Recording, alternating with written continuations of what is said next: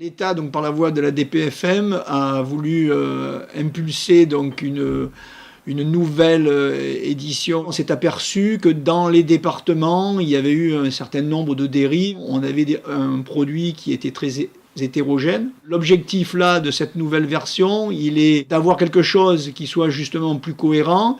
Et puis on a surtout voulu aussi élargir le rôle de ce guide, c'est-à-dire qu'auparavant, on était sur un outil qui était exclusivement un outil de cartographie. On a voulu donc ajouter deux objectifs essentiels à ce guide. Le premier, donc, c'est que ça puisse être un outil pour les gestionnaires des équipements, pour tout ce qui est réalisation des travaux. Et le deuxième, c'est que ça puisse aussi servir dans un cadre plus général sur la planification, de façon à ce qu'on puisse avoir une vision globale des équipements dans un département ou même à l'échelle de l'ère méditerranéenne.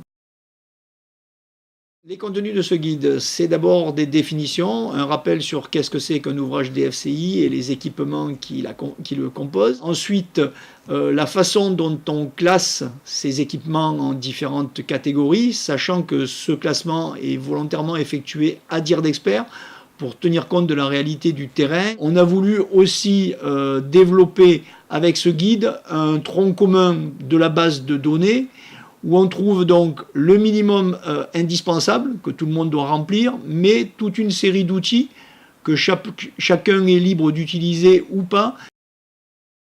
La mise en œuvre de ce guide, bien sûr, c'est d'abord des cartes, les fameux atlas en fait, DFCI, dont on veut justement qui soit lisible et compréhensible par tous, quel que soit l'endroit où ils se trouvent et quel que soit le département d'où ils viennent. C'est aussi bien sûr l'utilisation donc par les différents partenaires pour la réalisation de leurs travaux. Et puis c'est enfin pouvoir disposer pour les financeurs d'outils, d'indicateurs par rapport à tout ce qui est programmation des équipements DFCI.